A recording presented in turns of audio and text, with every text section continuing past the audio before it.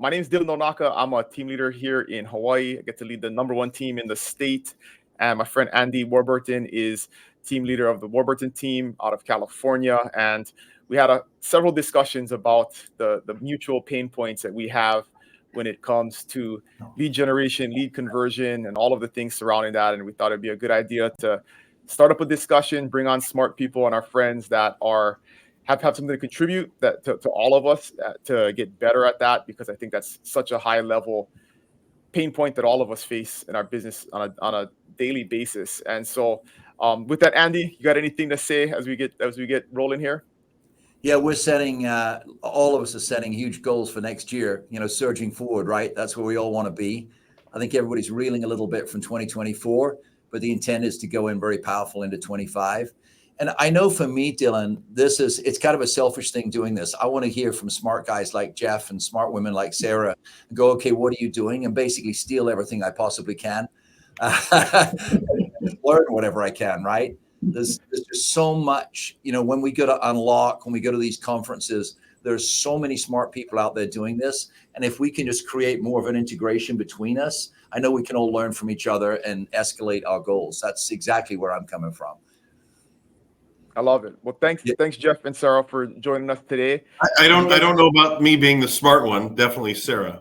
Well, no. We were going to say that, Jeff, but we're just trying to be polite. Okay. I had trouble logging on, so I brought my son Sam. Now he's the smart one for technical issues. I can say this, Dylan. My wife and I sat at a breakfast table with Jeff, and I don't know who was it you were in conversation with, Jeff, at that table. Do you remember? It was a very fired up conversation about CRMs, and I can't remember the gentleman's name. CRMs, emails, and we were just it was almost a rapid session of what's working, in your business other than, just purchasing leads, but what other things were working best. I do think, and Dylan and I have had this conversation many times, many of us have these relationships with Zillow and Realtor.com and Ojo and Movoto and so on and so forth, the large search portals. And we're all looking for ways to at least match that lead flow, if not supersede that lead flow. And then also to remove the kinks, kind of go beyond CRM in that lead flow where we can convert them at a higher rate.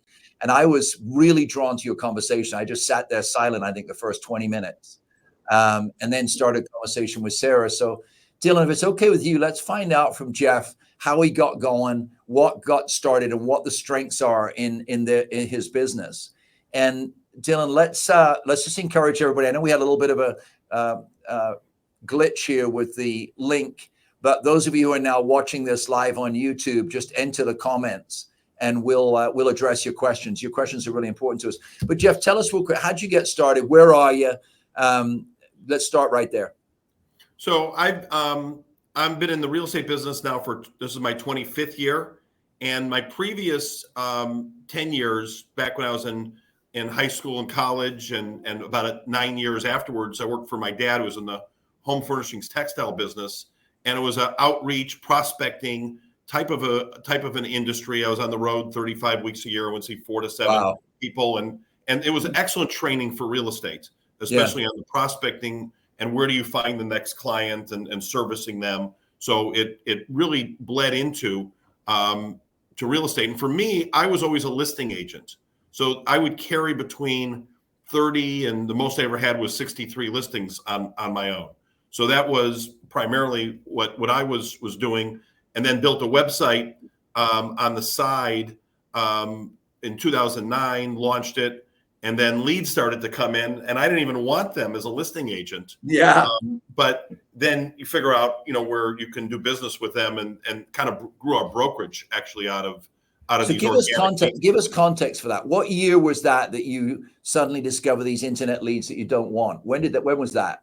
2000. It launched in 2010, and it took me.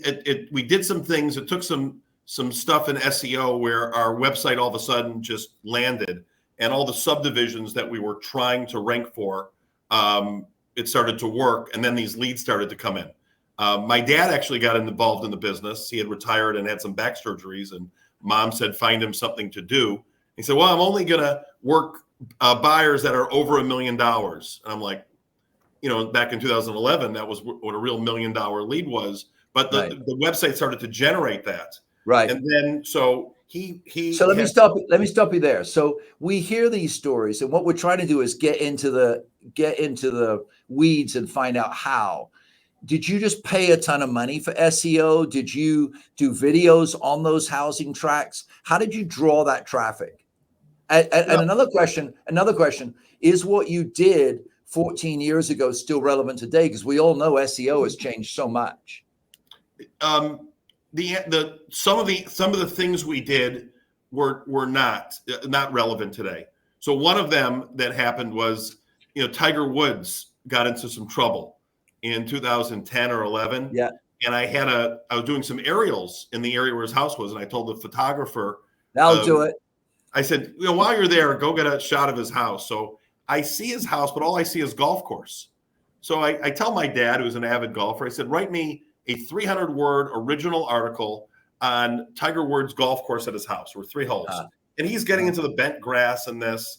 And then from that, I posted it, sent it out to a few places, and Golf Digest picks it up. Another guy picks it up. And then I'm doing a showing, and I get a call, and it's the guy at Yahoo. And he says, we want to feature this on the front page of Yahoo. Brilliant. On the homepage. Brilliant. And once that happened, then there was more to it. It went totally viral. And my website guy calls me and says, the website's about getting ready to crash. What's going on? Yeah. And there were 70,000 unique visitors. Yeah, that's on the site at one time. So that all of a sudden brought, because Google took trusted sources, Wall Street Journal and Huffington Post and this one and that one are all.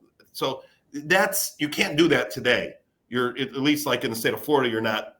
But there's a million other SEO ways, but it's much harder because Zillow wasn't king then. Realtor.com wasn't ranking. Right. So it was more Wild Westy still, the end of the Wild West when we got into it. I don't know if you can do the thing. I don't think you can duplicate it so easy today. Bring it forward, Jeff, because obviously that's a huge achievement, right? But today, I don't know what the exact numbers are, and I don't really like it when people sort of brag about their numbers, but don't you sell like 600 or 700 homes a year with all your offices? Yeah, we did. Last year we did 500 homes, and we'll do about the same, same this year. And our number one lead source is organic leads still. All right. So out of those 500-600, this is what Dylan and I sort of drilling down on, right? So sorry, I'm talking too much, Dylan. Just tell me to shut up. We know each other well enough, right? Just go ahead. You just do this, and I'm done. So 500 of those 500, what percentage of those come from let's just say generally at first internet leads, and what percentage of those don't come from a portal but come from you? Sarah, the numbers were, I think we looked back from 23 and 24 recently, and I think the number was 336 generated leads, and 94 of those were listing leads. And then it was a pretty steep. What was the ratio between Zillow or other portals and then Echo generated, whether it was chats or whatever? Do you remember the number? I do. So based on our website, we close about 15 to 20, each month is different, 15 to 20 per month that have come directly to our website. Compare that to Zillow, which we have a very high conversion rate with. We're closing around 5 or 10 Zillow deals per month. Wow, that's interesting. So out of those 15 to 20 that you close, how many leads do you process to get to those 15 or 20 closings? And try and make it sound bad, not good, okay? Because everybody's I am going to make it sound bad. Right, so if you actually look at the conversion rate, is low because we receive a bunch of leads. No, we all get it. That's why we're so interested in you guys. But what is a lead? A lead just clicked on a property. A lead wants to know what the HOA is. What is a lead? So getting appointments from those leads, the conversion rate is much higher. But we probably pull in 1,000 leads directly on our website every single month. But what you qualify as a lead is much different. Is that a combination of property landing pages, contact forms? I mean, is there something that sticks out? Email reports. Jeff writes an amazing blog that goes out every single Sunday. We have a bunch of community pages. Amazing SEO that Jeff has built out. But yes, just driving a bunch of traffic. We have 14,000 subdivisions on our website. with all unique content one by one. So we go down from here. We're filling out the Miami. We don't do business so much in the Miami-Dade and Fort Lauderdale area, but we built out the website now, and we're finishing that area up. But we have a lot of granular content, and then it's certain pages that people use. Like we have a country club cost comparison. So it is a spreadsheet with detailed information and photos and videos and how much each. So there's all sorts of landing pages that people are coming to for a specific reason, and then they're drilling down because the buyer is also much more interested in where they live. I live in Egret Landing, and there's 640 homes in Egret Landing. So I'm interested in. I'm a little interested in what's going on in Jupiter, Florida, or Palm Beach County, and then I'm a little bit more interested in Jupiter. I'm more interested in Egret Landing, but I'm really interested in Cocoa Plum. If my neighbor sells or who's coming in. So the more granular, and that's what a lot of our emails that we're sending out to not just clients, but residents in the area, that's updating them on their own subdivision and things close to them. So, and then I'll write a Sunday piece that contains all of our open houses as well that goes in there. Can you guys hear me okay? Yeah, no, we can. You say 14,000 subdivisions. So you just blew my mind, right? You're a hardworking guy. I got that at the table, but you ain't going to write 14,000 subdivision descriptions. How did you help the people who are going to watch this? And they go, okay, I've got, 200 subdivisions. How am I going to get material on 200 subdivisions? Now we use Lofty, and Lofty does have subdivision material, all the stats. And you can generate those with a pretty good web guy. How did you originate those? I get that you do your blog, and I get that that's Jeff Lichtenstein. That's unique, right? But 14,000, how'd you do that? Well, I'll get back to the blog in a minute because it's more than a blog. But those were 4 a.m. days back in 2009 and 10, and that was like my, I was carrying 60 listings, and I'm writing. And I had one IT guy, and between the both of us, we would write original content. It was more, and we'll still write content today. So we go into MLS, we look at what's out there, and then there's a certain format. And we've adjusted it per SEO people so that it does, what are the top 5 things in the town, or things that people are Googling and where they may land on the page. And so it is all original content. It's not. Wow. We're not using ChatGPT to write up content. We have virtual assistants that help, that are able to get us. And I think we've started a little bit with chat, but we've always been somewhat cautious of it because Google, likes original content. Yeah, so yeah. a lot of what came into being is the more white hat SEO you do versus black hat. And we've never been dinged in that way because Google's looking for the enjoyment of the user of the experience. Yeah. That's really the kind of, and maybe it's looking at a million different things that are involved in that. But if the content is good, people are going to land on there. You go to Wikipedia because it's easy to use and the content is good and it becomes trusted, and Google knows that, and it lifts it up. So that's, we have different writers who are writing it, but we try to make it as real as possible. So I'm trying to get down to like the bullets here that a team leader looks at this and goes, okay, I get X number of leads from Zillow, Realtor.com, blah, blah, blah, blah. I want to increase for the agents their personal business, which is our whole thrust this year, right? Along with performing better for Zillow.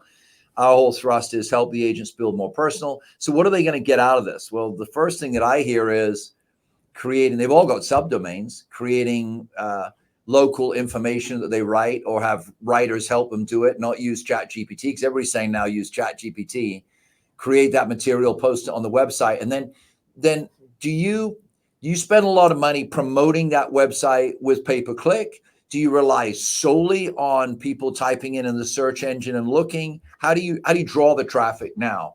And I got a million questions for you. Well, I would start by writing what's around you and the subdivisions that are by you. So, and then have goals. So if your goal is to do, add 10 a day, then break that down. This is where we need to be in a week, so that you time block it like you would for anything else. For we send every buyer every resident that we meet. So if I'm at the dentist, I get, I want the dentist's email address, and then we'll go look up in the tax record where the dentist lives. So if they live in Harbor Isles or something, we'll put them on Harbor Isles Real Estate News. And then, so they're getting all the new listings that are coming out. And we send it once a month, because if you do more than that, your unsubscribes are going to go up. And then we do an email report, which is another piece that we do that lists all the solds, under contracts, actives in the area, and has a little bit more material. So they get 2 pieces of email from there that are going out each month. And then they're also getting once a week. And this took me a long time to do. I didn't do it till the pandemic. They get I call it Jeff's Journal, and we post a blog, and I write it, and then there's a piece there's a teaser that's enough information, and then they'll click read more to go to the blog, which gets them to the website. And then underneath the read more are all the open houses that we have that week, and some other calls to action, like what's your home worth, or things like that. So Jeff's Journal is an email with a link to a blog. That's correct. It's a column.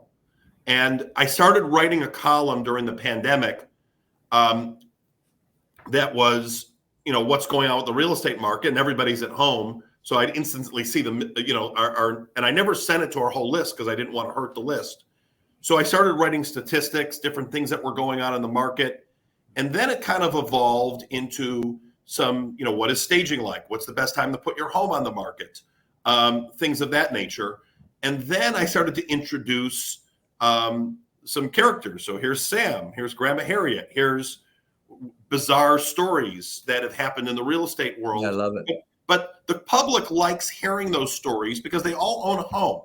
And the goal is not to have them unsubscribe, and to keep them going. And then if they like and trust you, then maybe they use you. But it's intro to other pieces of the website. So one of the things we're working on now is the landing page of Jeff's Journal it'll launch hopefully this week or next week. But it looks better, and there's better calls to action on it. So it brings them to listings or commercial real estate or wherever else you want it to go to, or other episodes of Jeff's Journal that they can read. So if you're interested in that point of your life in staging, or you're interested in the buying process, or whatever thing I'm talking about that particular week. But, so Jeff, but the writing needs to be. Sorry to interrupt you. A lot of this is driven by you. I mean, I know we haven't spoken much to Sarah, and my wife and I were both super impressed with her at Unlock, all those ops systems. So I'd like to get to that, Dylan, if it's okay with you in a minute. But Jeff, I'm hearing like I got a simple question for everybody that I'm sure they're wondering is, what's the website, so they can go look at what this looks like. Totally right. Oh. What's the web? Let's go. What is it, Jeff? EchoFineProperties.com. Echo fine as in you look fine, or find as in find the thimble? Oh, you look fine, Andrew. ECHO and then fine, FINE properties. When we did we made a name change. The original URL was JeffRealty.com, and then when we became a brokerage, we morphed, and that's a longer story. But I pretty much delegate most everything out. I don't write any of the subdivision material. Sarah does whatever she does. So there's not that much I do, other than at this point, I still hold on to the writing aspect of it. But Sarah, he loves to write Jeff's Journal. Dylan, go ahead, mate. Because I've spoken. So maybe to shift to Sarah and some tactical stuff on this, right? All the leads in the world are great. And one of the, I think, the golden nuggets here that Jeff kind of breezed through is, I think people take for granted that you can have great content on your website, but if you're not driving people to it via an email list, it's not being seen, and it's vice versa, right? So it's like if you're collecting emails, the gold is there because you're putting people into getting them the information that's interesting, which ends up converting them. But Sarah, so what does this look like in terms of like the mechanics. Okay, 1,000 leads come in. What happens at that point? CRM, how does it distribute it to agents? What does their process look like? Is there a script? I mean, all of that stuff, if you can kind of start, I know it's a lot, but like maybe, simplify the most simplified process of what that looks like. I'll break it down. So yep. I joined Echo as an ISA, and then I worked my way up and I became the ISA manager. So we now have a team of 6 ISAs. So all leads that are flowing through from our website, from Zillow, from wherever, they're touching the ISA first. The ISA is, call, text, email, video, finding out, call in the morning, call at night, call on the weekends. Are they all local? Are they all local? So four are local and licensed. We have 2 overseas, and they're fantastic, but 4 are local and licensed. Okay. So that they know the area. They can talk about the beautiful lighthouse in Jupiter or certain communities, they're very familiar with it. And they understand the flow of a deal because they are licensed agents. So everything flows through to the ISA team, and then we obviously will either set an appointment or we'll distribute that to the agent. Now, who gets what leads? So we really base this off of who's producing, who's converting internet leads. We're not just handing out leads to a brand new agent who comes on the team, because our ISAs get compensated based on who's closing that deal. And we have actually just transitioned into kind of a new form here. We used to just hand out leads and set an appointment and send it off and forget about it. Now we have the ISAs really following that lead to the closing table. So they're almost like an assistant to the real estate agent, which is huge. And letting leads slip through the cracks is no more. We want to make, agents are out there showing properties, open houses, you name it, they're doing it. So we just want to be their assistants and back them up and make calls, text, videos when people are back on the website, back on Zillow, opening emails, and the girls are fantastic. They're toppers, so they can talk to anyone. If right now somebody was looking at the website and, I don't know, saved a couple of properties, what would happen right now? So there's an instant automated alert that becomes a task in our Follow Boss. Follow Boss is what we use for our CRM. Okay. Automated task. And the ISAs have a list of who's online right now. And we are calling, within 5, our goal is always within 5 minutes, but definitely within the hour to get them on the phone. So they have this list of who's back on the website, who do I need to reach out to first. It's also sorted by when was the last time that we spoke to this person. Example, Andy, you came on our website yesterday and you're back on the website today. I might not need to call you every single time that you're on the website. So that might come off as a little creepy, but we have this based on a very good flow of if you're recently back on the website, we're calling you, we're texting you, we're sending you a video, and we're building. Okay, I'm just doing the math in my head, Dylan. Watch this. So Sarah was saying 1,000 leads, right? So 1,000 leads, 250 a week. Let's pull out the weekends. I don't know if they work on the weekends. We do. They do. So 40 to 50 a day.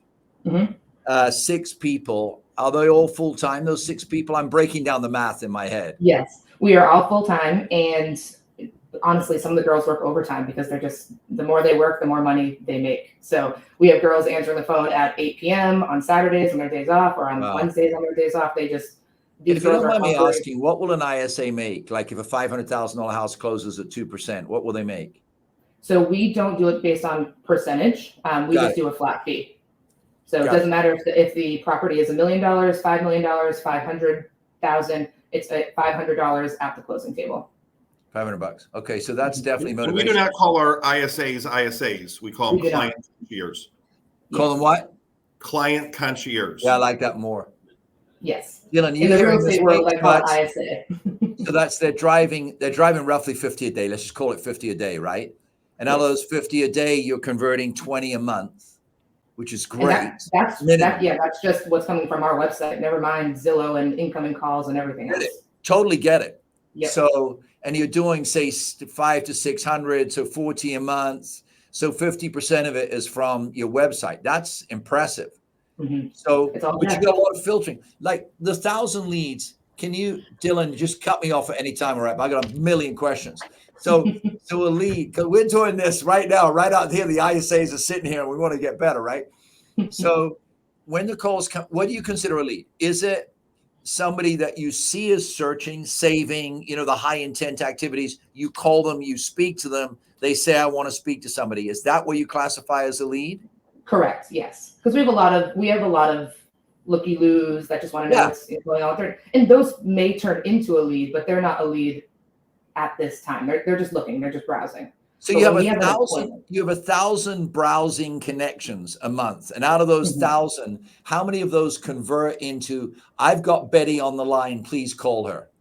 Probably each month is different, but if I had to guess, probably about half. Wow. That's impressive. Yes. So you're sending out, Dylan, go, mate. I'm always going to go back to the granular mechanics, right? Like what is the lead program, the lead follow-up program look like, right? Is it call and text the first day, call and text, like until you actually make contact and then can evaluate whether the lead is high intent or low intent or whatever? Like what does that look like from the ISA standpoint? And that's a great question. It's actually something that we're kind of adjusting at this time because what we had before, I think we can always improve.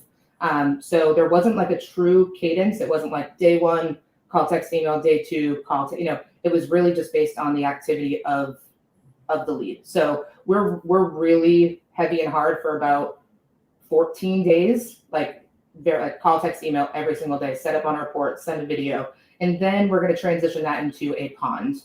If we cannot get them on the phone, or we cannot get them via email, they're not opening emails, whatnot, they're going to sit in a pond. Once we're getting the appointments, then we're handing them out to the agents. And the agents have access to said pond, and that if they can get someone on the phone, they absolutely can have that lead and decide to work it. But what we've realized is that we were just flooding the agents with leads that weren't true leads. And then people's follow bosses have thousands of people in them, and they don't know where to start. They don't know where to call. So we're transitioning into just appointments so that your follow boss is clean and easy to organize, and you know who to reach out to when, rather than looking with cross eyes. So Dylan, the answer to your question, I think, was call, text, email every day for 14 days. Well, 14 heavy follow-up for 14 days. Yeah, right? heavy follow-up for 14 days. And then after that might be like once a week. And then, and then of course, reports are still going out. So they're getting monthly report that Jeff was talking about. They're getting weekly, what we call home finders. They're getting a lot of touch points. We have drip campaigns through MailChimp. So there's a lot of touches, but when it comes to the manual touches of the calls, those will start to slow down after the 14 days. But we're still calling at least every week, or then it will get to be every month, maybe after 2 years or so. But I make ISAs, I tell them, it kind of sounds like a cheerleader, like be aggressive. Just be aggressive. If you feel like you're tilting that line of being a little too aggressive, keep going. They signed up on our website for a reason. They want information from us.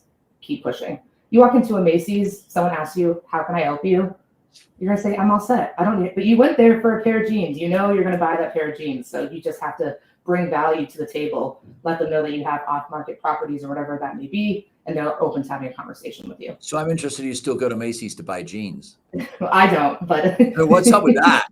I shop online. Exactly. I don't go into the store. So this is a big conversation we have too, is the granular piece of how quickly do you respond? All of us, when we shop online, if Amazon said, hey, I'm doing work-life balance, I'll get back to you on Monday, you'd be on to the next site. And yet somehow in the real estate business, we're still saying we're going to have work-life balance. We'll get back to our leads when we time block it on Friday morning, and it's way too late. So you've circumvented that whole process. Yes. Yeah, no, I mean, I think that taking care of the team, make sure that they're paid well. They want to answer the phone at 8 o'clock at night. They want to answer the phone at 8 a.m. because there's money on the line. So they're very driven women. And not that we always have, there's so much room for improvement, but an attitude in here is if it's not working, what did we do wrong and how do we fix it and how do we change it? That is just a philosophy, company wise. Absolutely. I got to ask you, is your ISA department, is it like a noisy part of the building? Is it a quiet part of the building? You're talking to an old Xerox salesman. So if people are yelling up and down like Wolf on Wall Street, I'm not excited. It's hard to believe when I talk to other brokerages, we're one of the only, we are not in the office. We are full remote ISA team. Wow. Yes. So they work out of the comfort of their own homes. That's why they're able to answer the calls whenever they want to. We have a great Google chat where we talk every single day. We're meeting once a week. We're going through scripting. We're a very tight knit group, but we are completely virtual. Sarah, I'm in the office. But Sarah, you've said that, we talked about this, that it would be, if you had your druthers and we were all here, it probably would work better. But we got self-motivated people, so they all Right. do a good job. I think that when we have some ISAs come in as like a guest, in the office, they'll come in for a week or so, they do fantastic. But if we had all 6 at one time, it may just start gossip and hanging out and not answering the call. So What's your hiring process look like? In terms of for agents or for ISAs? For ISAs. I think that's a challenge everyone has, is finding the right No type doubt. of personality type and work ethic to do a good Yeah, job in that that's a position. good question. So I've been with Jeff for over 5 years. There's another woman on the team who's been with us for 4. We've had ISAs for a very long time. Actually, I think both have been here for 4 years or 3. We haven't had to hire recently. Our 2 recent hires were overseas, and those were easy hires. But I'm always looking for, when we're hiring an agent, if an agent is worried about taking the plunge about being fully commissioned, are they interested in being an ISA for a year before becoming an agent? So that's something that I think if we wanted to expand our ISA team, that's probably where I would start. And it's really it's shadowing for at least a month before you're taking calls. I still do all the interviewing. So, when there is somebody there, like somebody in the office here wanted an assistant, and and I married somebody, in that way. So I can feel that out at that end. But I think there's a lot we put an ad out there and you'd get somebody too. Right. What's the lead distribution look like, in terms of ISA books the appointment? Is it a round robin thing? Is it a blast? Who's available? What does that look like? So we used to be round robin, and we stopped that about 3 years ago. And now it needs to match personality wise, areas of expertise. Does this agent have experience with this price point? Is this agent caught up in their CRM? Do they have an Echo sticker on the back of their car? Yeah. Do they have the sticker on their car? Are they, asking to sit open houses? Are they participating in sales meetings? So, if you are participating in the culture, you're going to receive way more leads than someone who just sits at home and doesn't update their follow boss. But if you are behind on your follow boss, you're a skip, is what we call it. You're a skip for that week, and I'm going to give you some time to get caught up in your CRM, and then we'll turn you on the following week. So the agents will receive an email from me. Hey, I see you're super busy. I see that you're a little behind. I'm going to give you some time to get caught up, and when you're ready to go, I'll turn you back on for leads. Can I ask you a couple? All on a Google sheet. Can I ask you a question about metrics? So how do you colonize the metrics here? We're all familiar with sales milestones, appointment set, met with, showing homes, writing offers, How do you monitor all of those metrics so that you can maybe identify channels? This agent's really good on column 1, 3, and 5. They need help on 2 and 4. And if we do more on column 2, we get more in escrow, all that stuff that we all do, right? Mm-hmm. How do you store those? First of all, how do you originate those metrics? And secondly, how do you store those metrics? Of course, follow up, boss, but you get my point, right? I do. And this is actually a weakness that we have. So something that I'm looking to, improve on. But right now it is all manual. It's not just you, it's all of it. It's all manual right now. So right now we have about 100 agents that I am checking their follow boss manually to make sure that they are doing what they need to do. So down the road, we may get a system that will assist me with that. But right now it is manual. We obviously use the call recording option in follow boss, so I can listen to calls and see if there's any coaching that needs to be done. How many Zillow leads have you received and you haven't converted one of them? That's an alarm for me. So it's all manual right now. So that's not a great answer, but that is how I'm doing it. Well, you're a busy woman. I am. I enjoy it though. It doesn't feel like work to me. So Jeff, 100 agents. What does your recruitment process look like? I mean, obviously they're coming because you have a lead source, but I mean, what does that look like? I mean, do you put a lot of effort into it? Are they kind of just coming to you because they see the opportunity? That's a challenge a lot of people have, right? We have a system that we're pretty good at for new recruits, for new people who got their license, with emails and texts that go out. I'll get a call. I'll have a conversation with somebody. I then do a Zoom with them because I can show them a lot more on the back end of our website and different things and get to talk to them a little bit more. And then they'll come in. And eliminate a lot of people during that process that are not the right fit for us. And I'm reading them to see if they're a buyer's agent, do they have listing potential, or are we bringing somebody in who's it's not going to work. We're probably 5 times better at somebody succeeding here versus industry average. And then we've really done a poor job of going after existing agents. It's really just in the last year that unless they call us, that we're starting to do more outreach. So you're getting a lot of younger, not younger in age, but younger in terms of how many years they've had a license, younger agents. A lot of our agents have been new agents coming, and we have no Dylan, problem. how much are you hearing this these days? Over and over again, I'm hearing this, Dylan. I prefer new agents. I think they're easier to train. They don't come with any bad habits. They're easier to incorporate into your culture. I mean, to me, that's the biggest misstep of a lot of the traditional legacy, real estate models out there. Is like they only want to recruit an experienced agent and not have to deal with training them, which there's some value to being able to do that. Jeff, let me probe for a second with a question that usually you don't get asked on podcasts like this. This is the whole point of this podcast, is that it's real, right? Let's say you bring somebody, when you bring people in, what honestly do you think? What percentages they come in because of the culture? What percentage come in because they want leads? And what percentage come in because they want the systems? So, leads, systems, culture. How would that balance be? Try and be as real as possible. I think training you left out. I did. So forth. There you go. I did. And I'm working on a new. Right before this, I'm actually looking at a new email blast campaign. 4 different emails for new agents, and one of them in there is in those 2 things.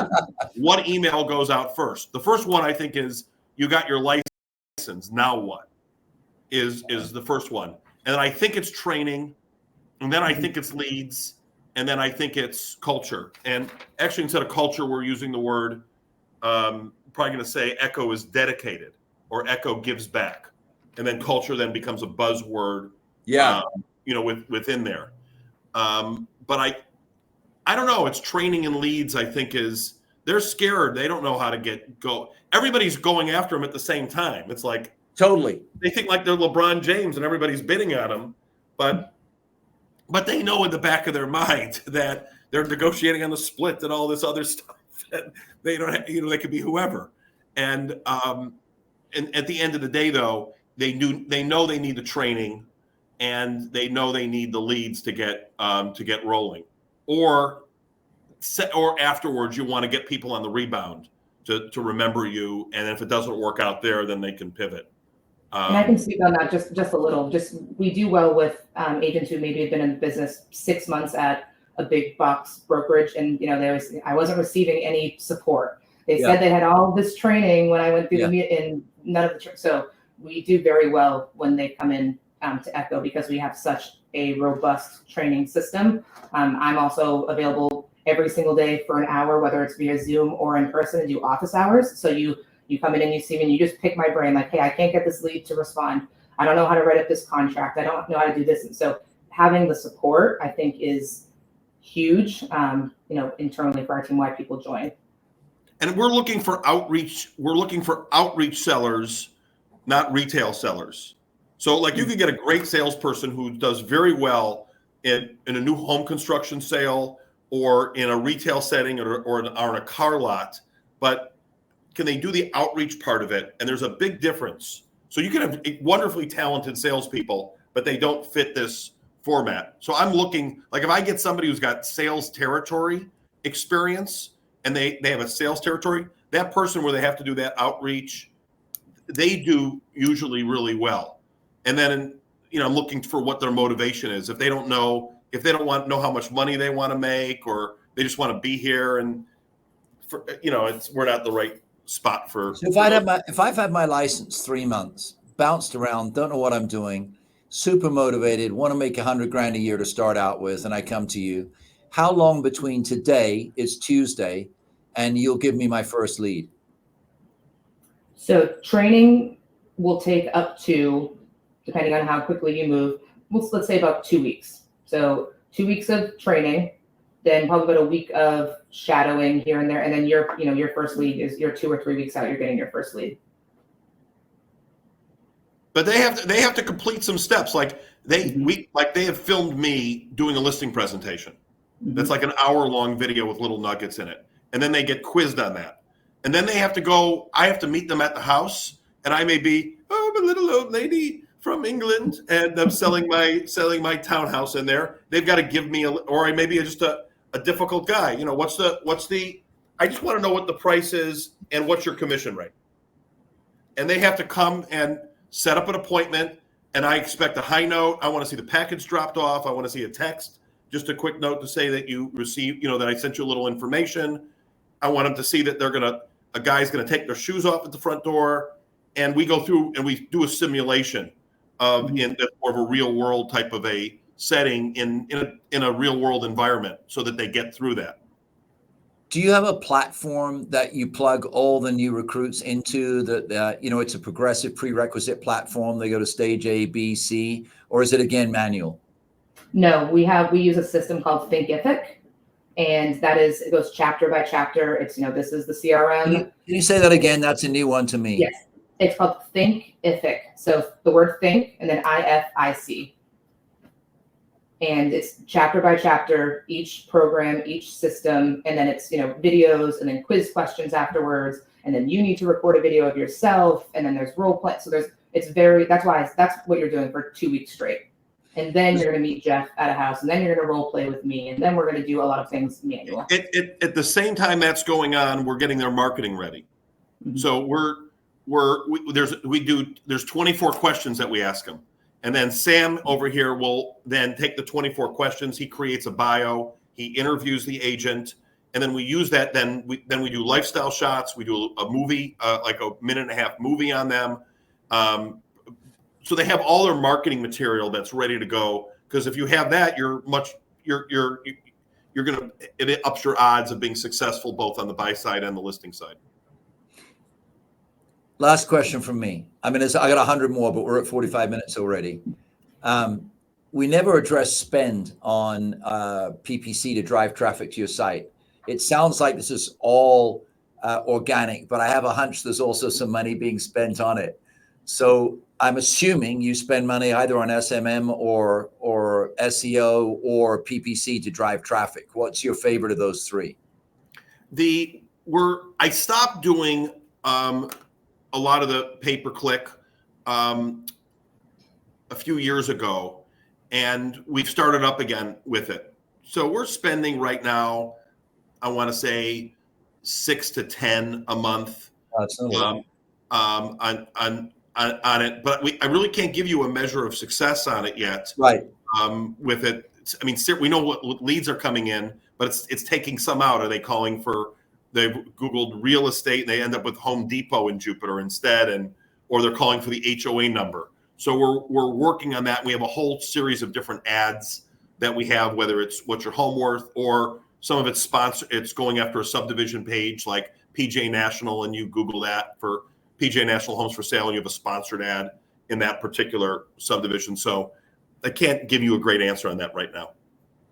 This is a super technical follow-up, but do you do this through follow-up boss? Like, this is, I think, a challenge a lot of us have is how do you attribute success to a certain effort, right? And so whether it's a pay-per-click campaign and which one, or is it organic? Like, can you get some good metrics out of follow-up boss, or do you have a system that kind of tracks that so you can figure out what's performing and what's not?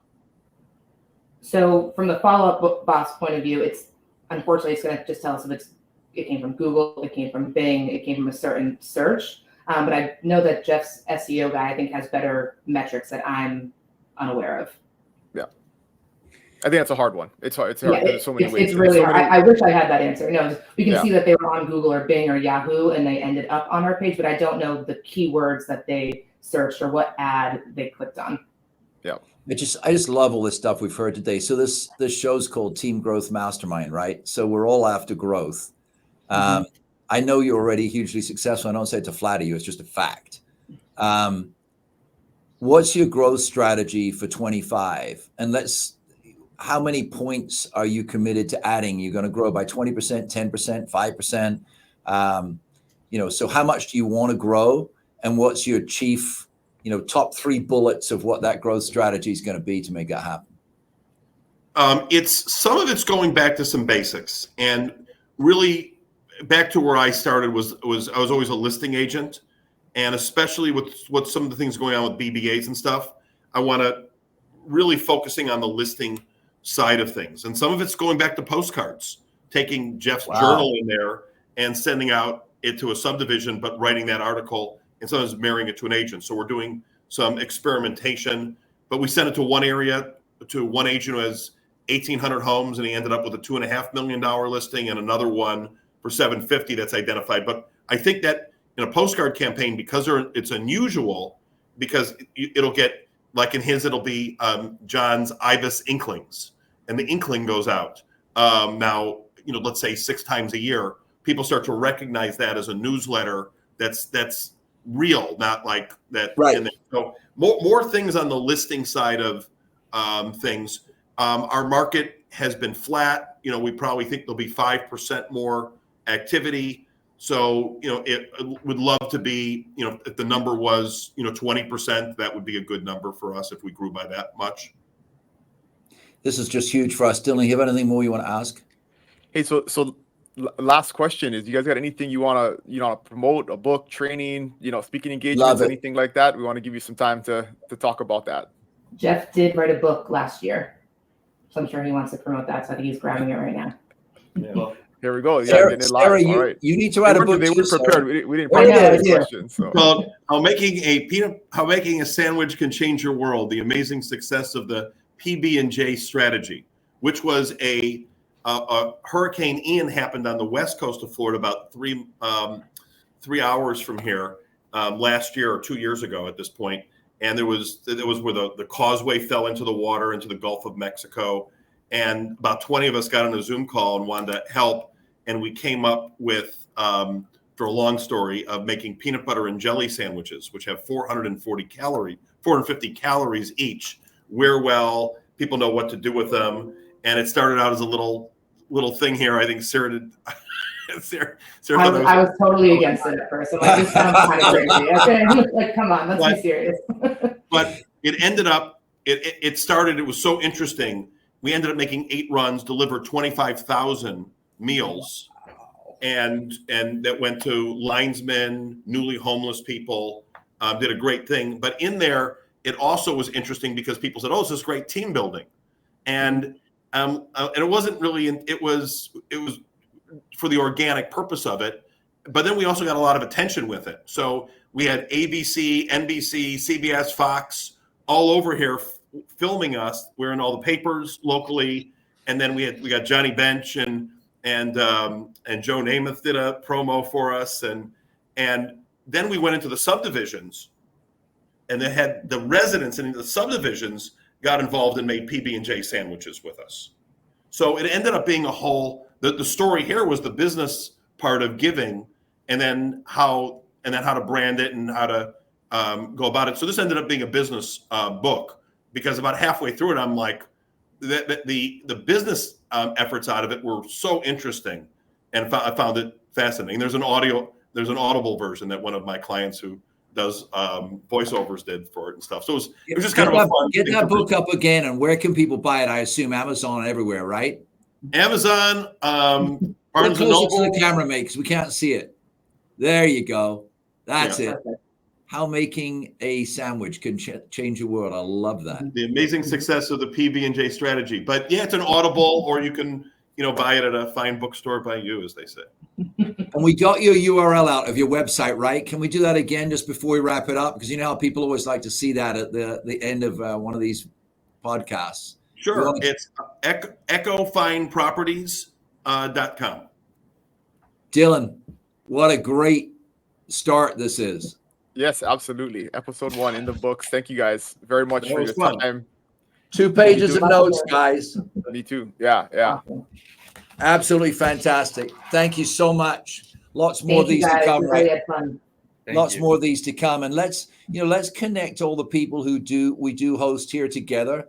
So we form this network between ourselves, right? We respect you and appreciate you, and thank you for being generous in spirit. Yes. Thanks, Jeff. Awesome. Thanks, Sarah. Awesome. Thanks, Dylan and Bye-bye. Andrew. A lot of fun. Thanks, Lots of everybody. fun. Cheers. Okay. Bye. Bye.